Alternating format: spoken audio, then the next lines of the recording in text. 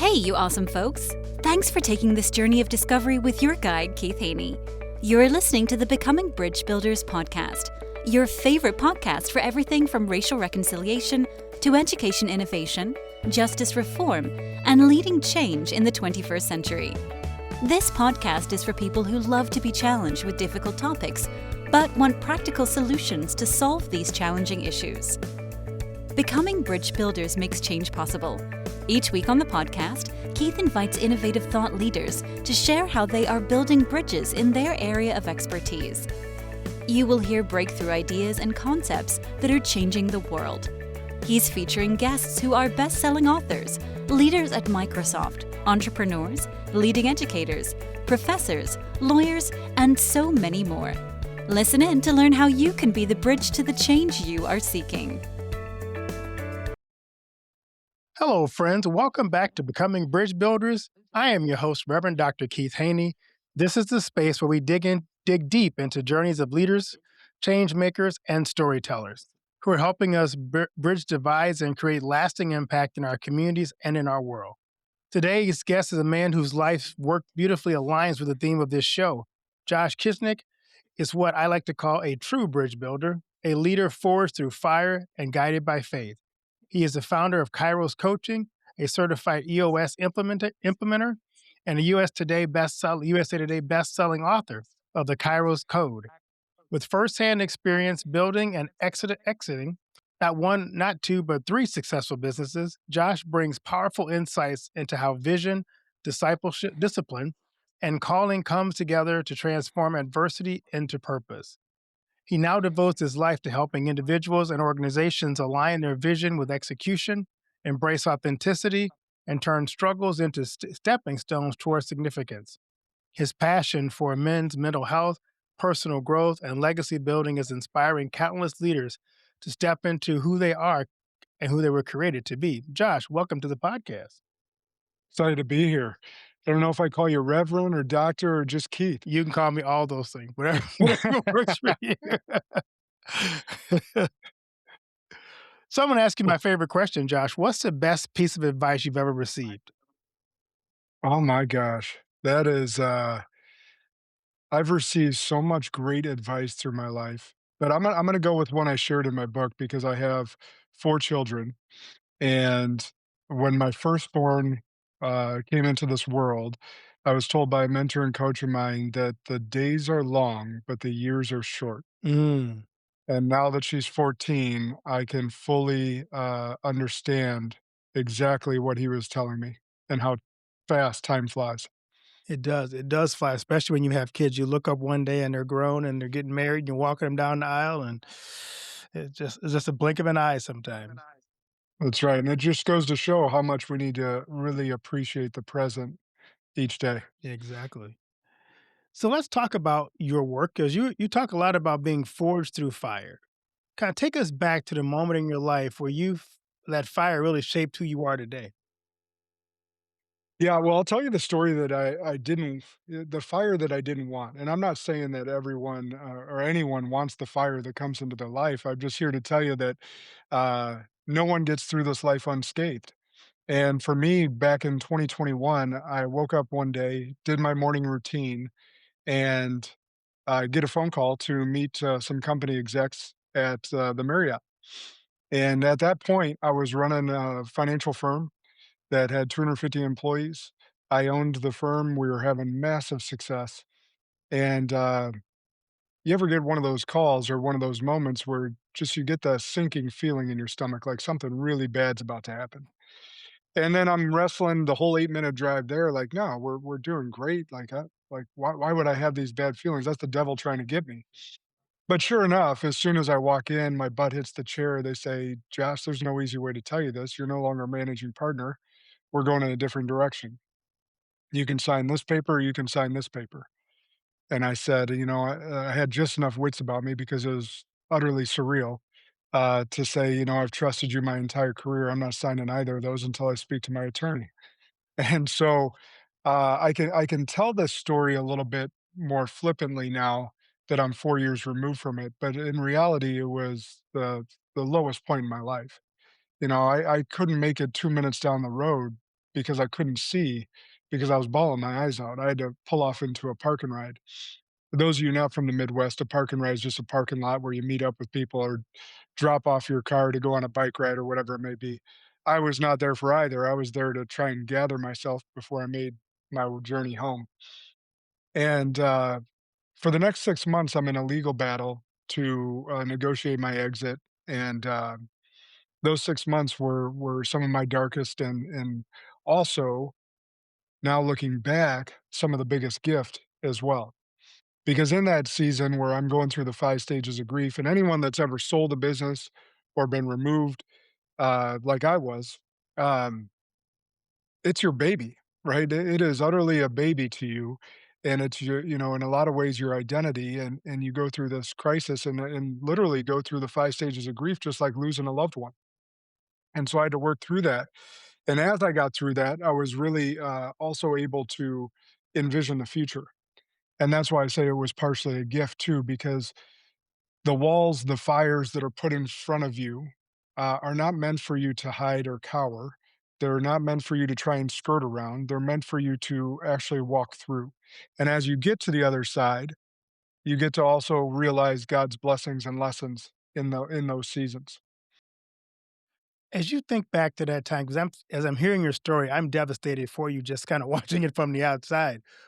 What were some lessons you had to learn or God taught you during that trial? Well, there was many. One of them, and I'll explain what happened because a lot of people could be sitting there going, "Well, you were really successful." You said, like, how? Why would they make that decision?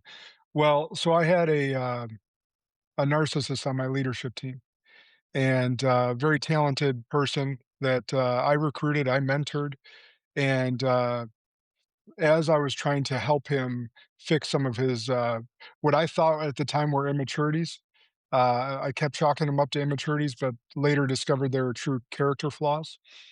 As I started trying to correct him, help him get better, and kind of remove that cancer from our office per se, without removing him, uh, backing a narcissist into a corner is like trying to back a tiger into a cage. It just doesn't work, and they come out swinging. And how he came out swinging was he decided to sue me for discrimination. And so it was interesting because the company, like, they first found out it's a Fortune 100 company. They did their own investigation. They knew that that was not the case, and that was not what happened. That being said, as soon as I got sued, I became a liability, and they didn't want the press and whatever else was going to come from it to be. They didn't want their name trapped in it, so they made that decision to terminate me. And so, it was interesting because I was a person that I poured a lot into and cared deeply about, and so I get stabbed in the back by that person, and then the company that I loved decided to put the second knife in and go from there. So I had to learn a lot through, um, grace and forgiveness, and there was a point in my journey in that 6 months where my coach, asked me he was asking me some questions, and I was saying that, like, I'd really truly forgiven the person that did this to me, and I was finding a lot of grace from him, and he goes, "Josh, you seem to be having a lot of grace," and I won't use his name, uh, "for this person. How are you doing for yourself?" And it was a gut punch because I had a lot of guilt and shame and just, sorrow with what had transpired. I was not finding a lot of grace for myself, and he encouraged me to journal in this time frame, and I was like, "Wait, you just want me to write down all my crappy thoughts that I'm having right now?" And he kinda chuckled like you are, and he's like, "Well, that's not exactly how I'd put it, but let me put it to you this way." He's like, "You will never have these exact emotions ever again. Capture them." And so I did. I started journaling in that time frame, and I was never against journaling. I knew there was very positive benefits, I just never took the time to do it. And so some of those journal entries actually ended up in the Kairos Code, the book, because they were really powerful, and I wanted to share my vulnerability with the world of like, "Look, it doesn't matter how successful you look like from the outside, what success you've had, what, loving family," like, all the different things that people, like, look from the outside and be like, "Oh, that person has it all together." Like, everyone is gonna face trials. Everyone is gonna have these emotions, and I especially from, like, former college football player, business owner kinda type A personality. I wanted the world to see that I went through all the emotions. And these were the words that were coming out of my mouth, or at least in my head at that time, and how truly devastated I was, and how did I get through it? So those were a couple of lessons, but there's many, many more in that time frame. Wow. Most people haven't exited one successful business. You've done 3. I'm curious, as you think about what separates those who thrive in successful organizations versus those who don't, what leadership mindset have you discovered that's really critical? Well, the first thing that comes to mind is humility. Is never thinking that you're or wanting to even be, not even wanting to be the smartest person in the room. Is I wanted my leadership team on any business that I've had to be smarter than me. Is like I have certain skills and gifts that God endowed in me, and so does every individual that I have chosen to employ or surround myself with. I want diversity in thought around that table, and I want to have a constant and never-ending improvement mindset from not only myself but all the people that I surround myself with. But in order to do that, you have to have a humble heart. And humility, what I found throughout all of my now coaching business owners, leadership teams, that humble heart and willingness to fail and get better and have a quick bounce back rate, those 2 things together is what I think forges some of the most successes. Like, we see Elon Musk's success right now. Most of you don't understand how many times that man has failed to get to the point that he's at. And if you don't like Elon Musk, like, pick a different person. They failed more times than you've ever tried. Like, it's fascinating, so being able to be humble in spirit and also just continue to move forward, like, I was recording one of my own podcasts that released this week, and guy who runs a nine-figure business, friend of mine, we were having this conversation, like, about competitiveness as well. It's like, I there's no quitting me. There is no quitting me. Like, I've, battled in every sport, in every business venture, whatever it may be, I'm gonna compete to win, and I heard this quote a long time ago, maybe 20 years ago, that just stuck with me and I had just used it with my daughter. She didn't wanna hear it, she's 10 years old, because she just felt like, she didn't do as well as she wanted in a dance competition, and I used this quote, but it's resonated with me, and I know someday it'll resonate with her, is that I never lose, I either win or I learn. And that's just stuck with me, and I just continue to use it as I think that I'm more willing to, I'm more afraid of the status quo than I am of changing and learning and staying agile in whatever business venture that I'm in. Wow, I love that. I think about quitting too. It's like, I didn't quit, the other guy just gave up before I did. Yeah. Um, so let's talk about your book, The Kairos Code. First of all, I love that word. Um, being someone who's a pastor and knowing the difference between Kairos and other things. Tell us why you picked that title and what Kairos means to you.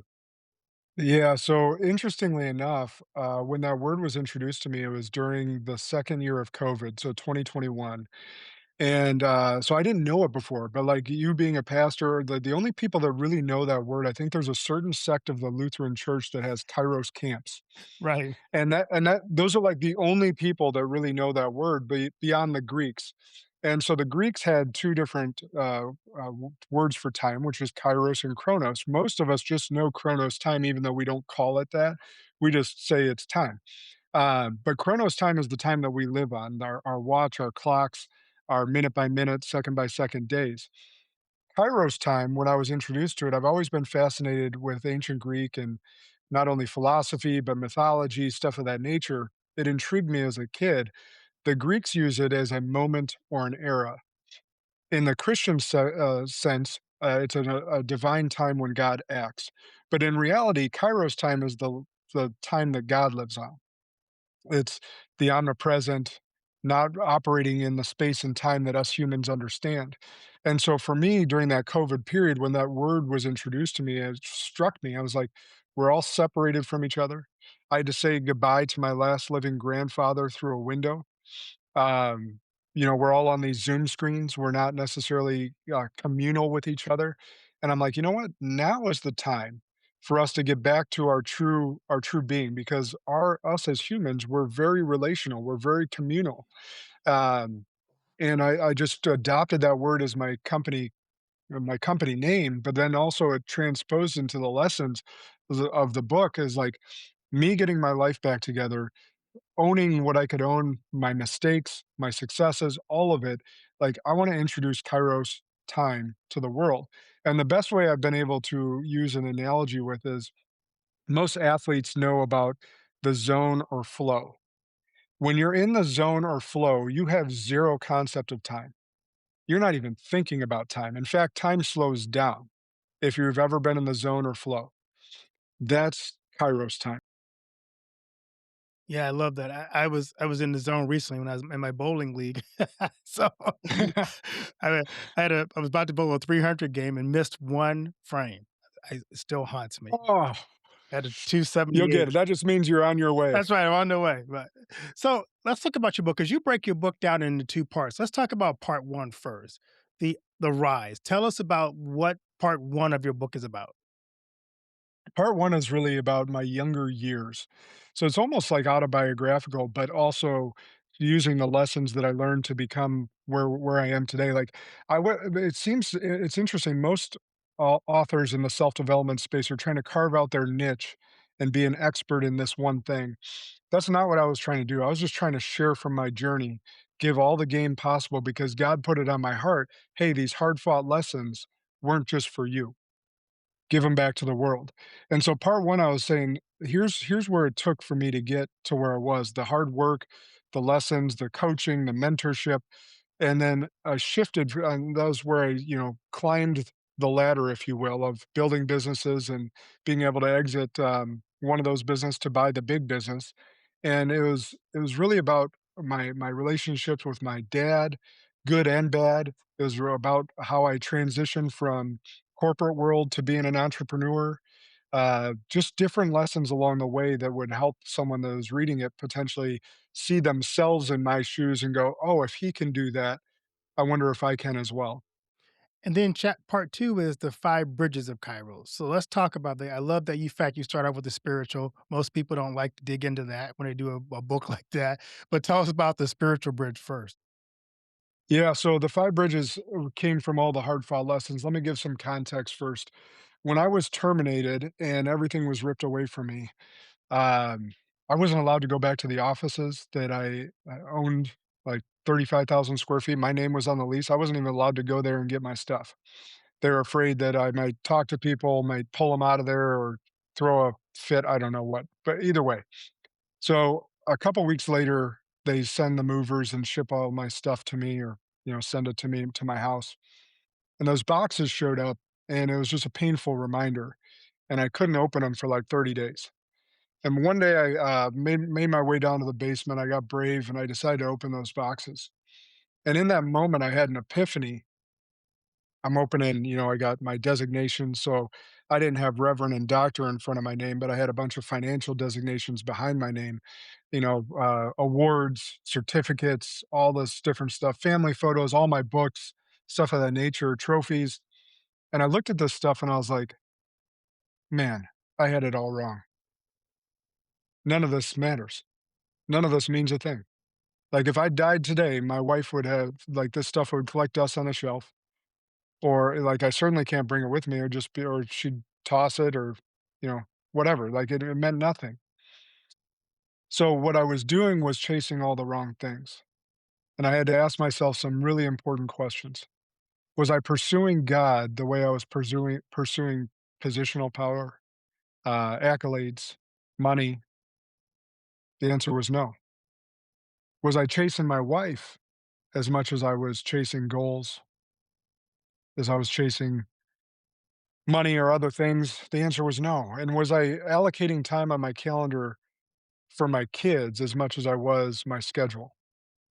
And the answer was no. And that was a really hard pill to swallow.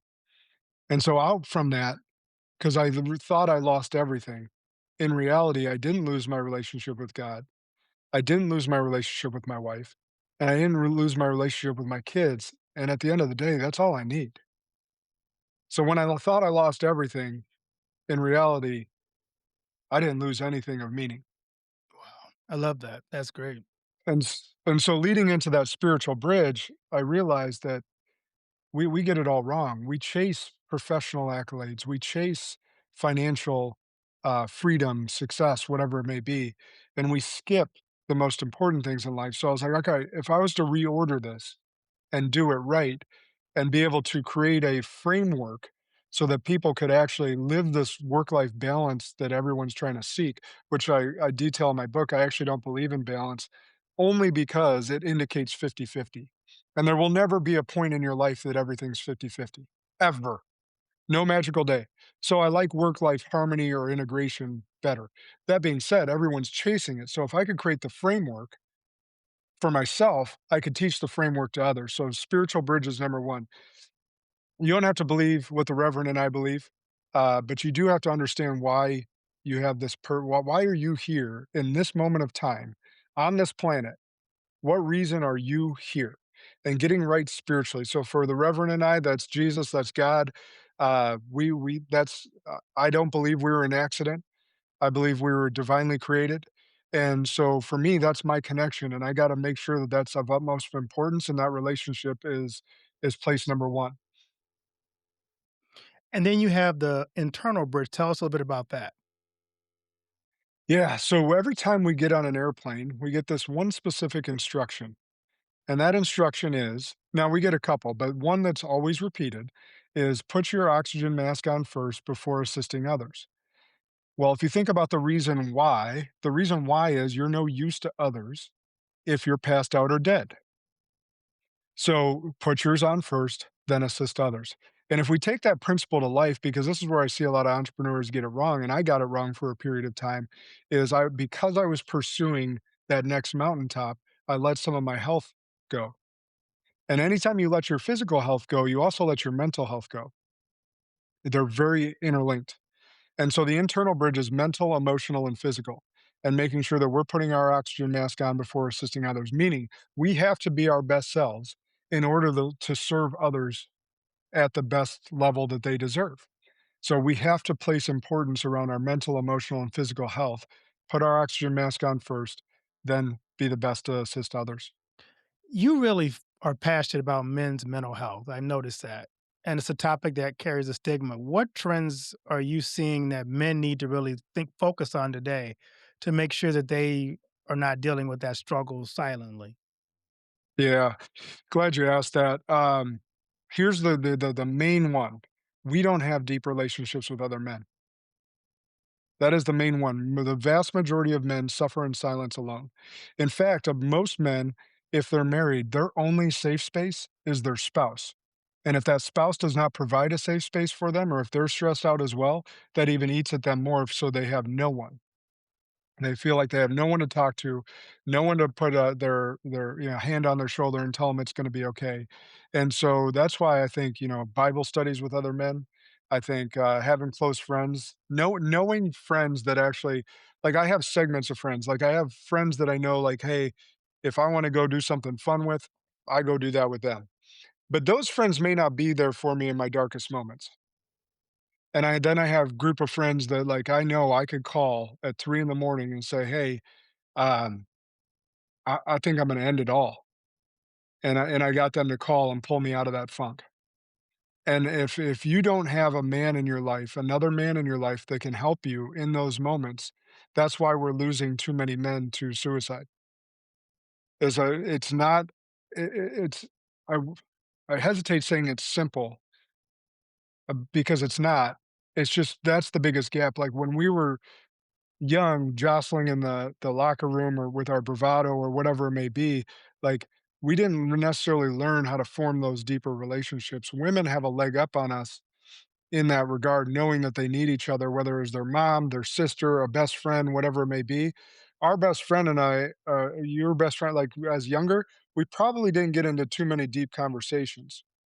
We were just doing fun stuff together. We were, picking on each other. We were chasing girls together. Whatever that was, typically didn't lead to, like, "Hey, why do you think I exist on this planet? Hey, what do you think about Jesus? Hey, I have this problem right now with my spouse that I can't fix. I need help.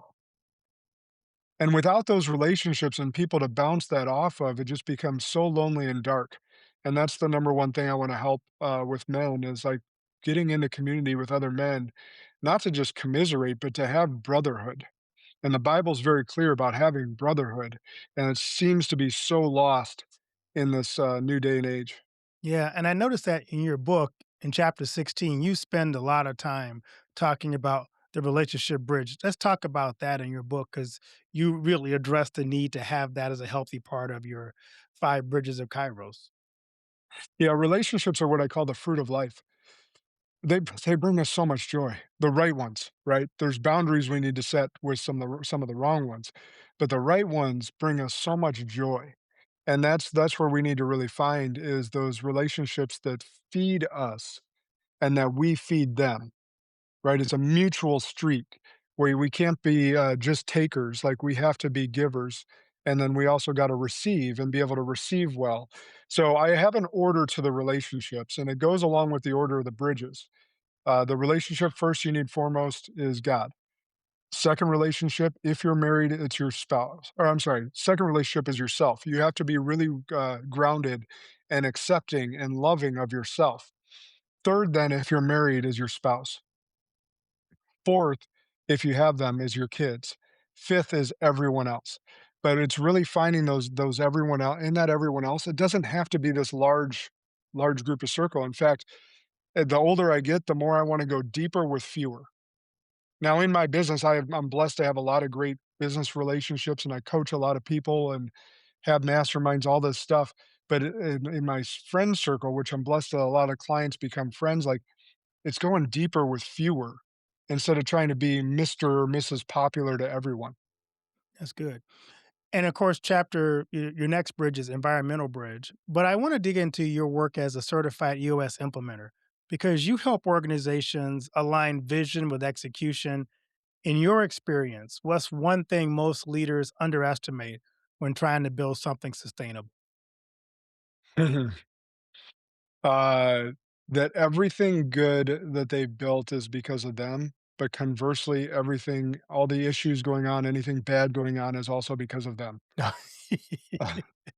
It's a paradox. Right. And so what they have to realize is the majority of time, they're the bottleneck, and they need to, hire really smart, talented people and remove their ego and let these people do their thing, like, the what God gifted them to do, like, my right hand, Alicia, she's the one employee I brought with me from my firm because she is exactly opposite of me. She I'm this crazy visionary that has 20 brilliant ideas to every single day. And by the way, I think they're brilliant. She's my check to say, "No, that's actually not that good of idea." That one though, that one we could run with. Because I'm all gas, and I'm not saying she's all brakes, but she helps me understand what fits and what doesn't. Because if it was left to me, I'm just gonna go, go, go, go, and run us ragged all over the place. And so what leaders really need to do is once you get these really smart and talented people in your organization, let them do what God's gifted them to do. Don't hold them up, don't micromanage, don't, think that you're smarter than them, because if you hired the right person, that's exactly let them do what you hired them to do. And so don't be the bottleneck would be the, last parting words or short phrase of that. In your last chapter, I love it because it's always the last question I always ask it on my podcast is about legacy. And you talk a lot about legacy, building something that outlives you. When you look at the clients and the communities that you're serving, what kind of legacy do you hope they create? So what do I hope they create? I hope that they create whatever God put in their heart. What I want them to understand, like the vision that God gave you was only for you. And if you don't act on that, you're sacrificing the gift and you're actually slapping God in the face in the process. And so whatever their niche of the world is, like what I've realized where I get a lot of passion and joy is people that are trying to change the world in their segment, whatever it may be. Let's say it's an electrical contractor.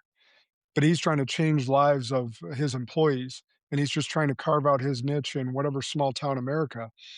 I wanna amplify whatever his vision is and be a catalyst to help him achieve whatever that is. And so whatever God put in their heart is what they need to act on. But what I want people to realize about legacy is we all think that it's like 30 years out. We just think it's a long time from now. Someday I'm going to leave a legacy. No, you're leaving a legacy every single day you're blessed to wake up. It's today. And the other thing that people get wrong about legacy is they think it's about things, and it's not. Because just like those boxes that I opened up and realized that there it was just stuff. There's never a U-Haul following a hearse. Like, it's just stuff. It's not going with you. So, what is legacy then? It's what you leave in others. It's the impact that you have on others' lives that are gonna remain behind after you're gone, and that's how it's transposed. Like, if we think about that, like, we're still talking about Abraham Lincoln today. We're still talking about Dr. Martin Luther King today. Like, we're still like, and you don't have to be this massive figure, but in your community and who you impacted, the people and the lives that you impacted, are they still talking about you today? Right? That's the thing is like, I heard this quote a long time ago. Is like, I was in the, financial planning world. So we dealt a lot with life insurance, and I delivered death claims, and we always learned about the top 5 regrets of the dying. Like, so I have a lot of context around this, and it's like, I heard this quote is, "You're 2 generations from being forgotten, unless you leave a massive impact." We're like, I don't know, 5, 6 generations from Abraham Lincoln, right? We're still talking about him today. So, what impact do you wanna have, and how can you start living into that impact daily, not someday? So, with that in mind, what do you want your legacy to be? So I've thought a lot about this is like I'm actually doing a great job of living it today. The one thing that I'm currently working on that I want to be a big part of my legacy is I did not understand coming into the coaching world how many frauds there were.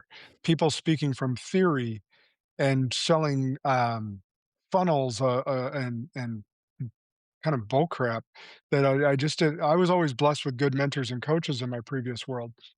So the thing I'm trying to upend today that I want to be a part of my legacy is that we're building out a community of operator coaches. So only entrepreneurs coaching entrepreneurs. And I just believe entrepreneurs are the kind of last frontier of America. Big corporate has taken over so much, but it's the entrepreneurs that impact the community. It's the entrepreneurs that create the jobs in these small communities. And if I can impact them, and if I can create a world where they continue to thrive despite the big corporation influx, Uh, that's what I want to be a big part of my legacy is that thousands are impacted by the work we're doing to make their lives better, which just compound through all their employees and the communities that they serve. So, tell us about Kairos Coaching. Purpose, what do you do? Who do you coach? How do people connect with it? So you were breaking up a little bit there. The Kairos code. Tell us about Kairos Coaching. Tell us about who you work with, how people connect with that, the foundation of it, the goals, vision for it. Yeah. So Kairos coaching, I serve entrepreneurs. And I serve them on an individual level. We have a mastermind level where we get groups together that I facilitate. Obviously, the EOS that you mentioned, I work with specific companies and their leadership teams on that regard. Um, and I also have this beautiful farm where we host retreats to get people away from their computer screens, away from their fluorescent lights, and reconnect internally with themselves spiritually, internally, relationally, and help them build or dive deeper inward so they can go back to their world as better humans and serve their families, their employees, and everyone that's around them. Awesome. So, we have a surprise thing on the show now. It's a pick a surprise question. Pick a number between 1 and 10 for your surprise question. 9. That was my football number. All right. If you had to teach a class on one thing, what would you teach?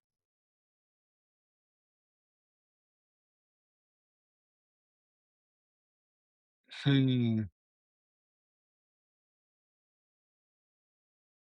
I think I'll go back to my first one of the first questions you asked. I think strength in, vulnerability and humility. The straight because I think that, a lot of people get it twisted where, they think that, especially in our generation, that we were raised with not showing vulnerability, not showing, we were kinda taught, "Rub dirt on it, don't show emotion," stuff of that nature. Done appropriately, vulnerability, humility, authenticity, those 3 things are an absolute superpower. I love that. So, Josh, where can people connect with you, find you on social media, find your more about your company? Yeah, the easiest way, I actually have great SEO because I've never met another Josh Kosnick. So I'm at Josh Kosnick on all social medias. It's joshkosnick.com for website. And would love to connect and see or hear what you took from today that was most impactful. Well, Josh, thank you for sharing your wisdom, your vulnerability, and your commitment to helping people live lives of purpose and integrity. Your work is making a profound difference and is an absolute blessing having you on the show. To our listeners, if today's conversation inspired you, challenged you, or spoke something deep within you, I encourage you to connect with Josh, explore the transformative work he's doing through Kairos Coaching, pick up his book, The Kairos Code, and his powerful mentorship communities. And if Becoming Bridge Builders continues to enrich your life, please subscribe, share this episode with someone who needs it, and leave a review to help others discover the show as well. Until next time, friends, go build bridges, embrace your calling, walk boldly into the purpose God has prepared for you. Josh, thanks so much for being a guest. Thanks for having me.